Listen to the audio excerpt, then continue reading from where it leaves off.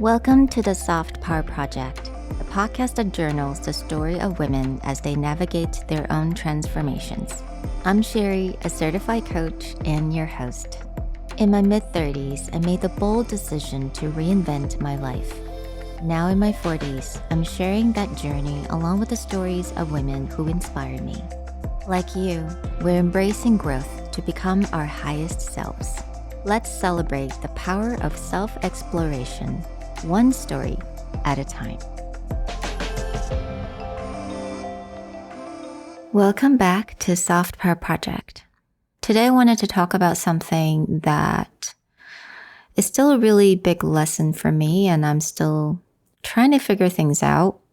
And it's on how to speak up for myself right then and there without hesitation. You know, just when you think that you have this down, and I've been a communication trainer for the past decade, I thought I had this down for sure. I thought I know how to speak up for myself in a professional way. I could frame the question, I framed the answer perfectly. But then no. Here comes the court situation. So for those of you who don't know, I have been in custody battle for the past 5 years. And yes, it's been a very, very long time. And it's been a process to say the least. And I have had 4 judges so far.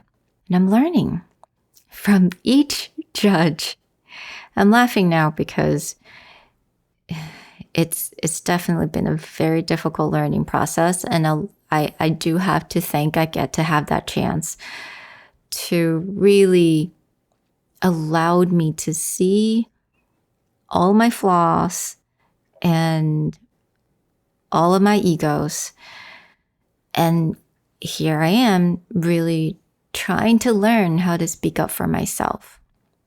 And maybe it's because in this situation, it's so personal to me because it is about someone I absolutely love that I get to be very emotional about it.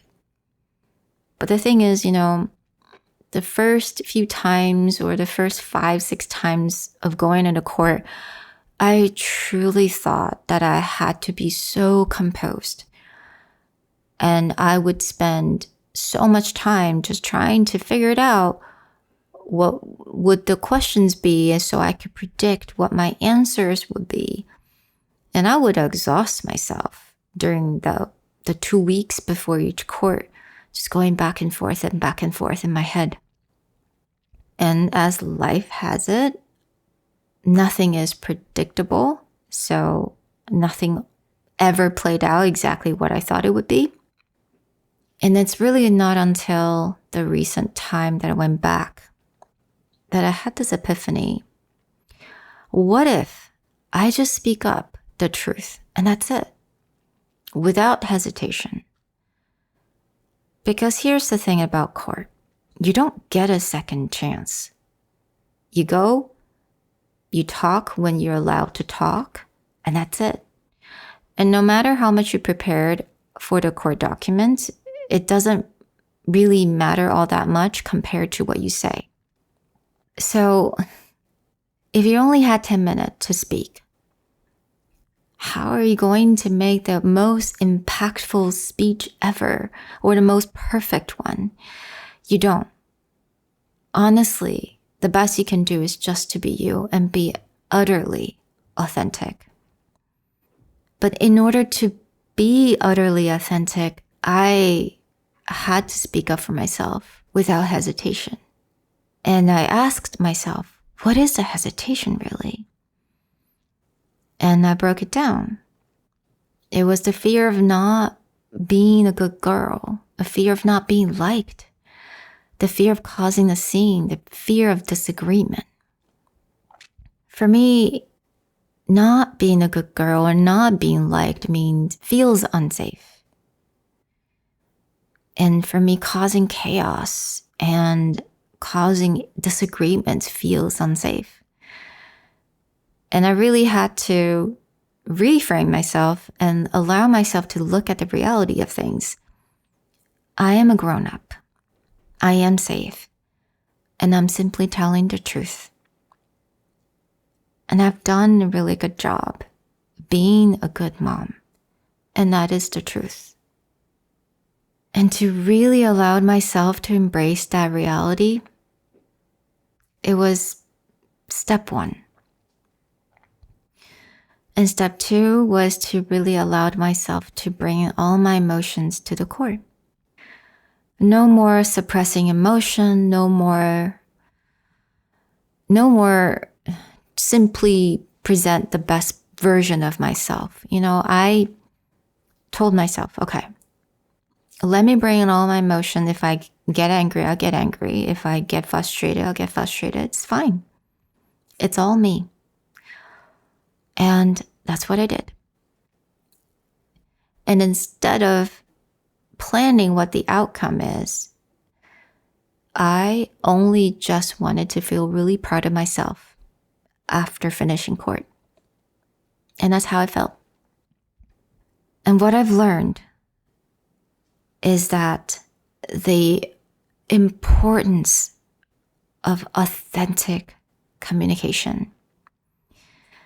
And it's such an interesting one because I've been a communication trainer for the past decade. I've taught so many business professionals how to present themselves professionally on stage, how to reframe your stories and how to tell stories on stage. But again, there are many different situations in life. There are some situations you get to have the time to practice and to frame your stories in a certain way. There are also times where you don't have to engage with the person you're talking to.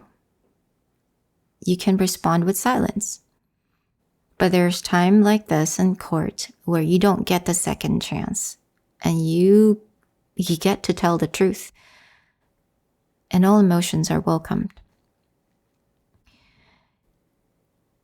Obviously, it wasn't something that the judge would say, like, hey, welcome all your emotion, but at least they get to see how I really feel about this. And that's important. So this is a really big learning step for me. I wouldn't say I have it down, but I am learning there are situations where it is okay to cause disagreement. It is okay to cause a little bit of chaos, because without breaking the pattern, sometimes you don't really get to talk about the issue. And without talking about the issue, you don't get to mend it. And sometimes you're just gonna have to let the truth set you free. And I remember I was asked this question quite a lot during training. A lot of people would ask me, how do I answer questions perfectly? Because a lot of times when you on stage, you are questioned or you're challenged by your audience. And they would ask me, how do I answer a question perfectly? And honestly, in the very beginning of my career, I would try to teach them how to reframe the questions and how to answer the question in a most professional way. But then later on, I would ask them this question: why do you want to answer the question perfectly? And do you know all the questions that people will ever ask?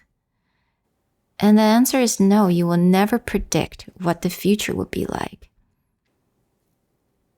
And why do you need to answer things perfectly? Is it fear of looking stupid?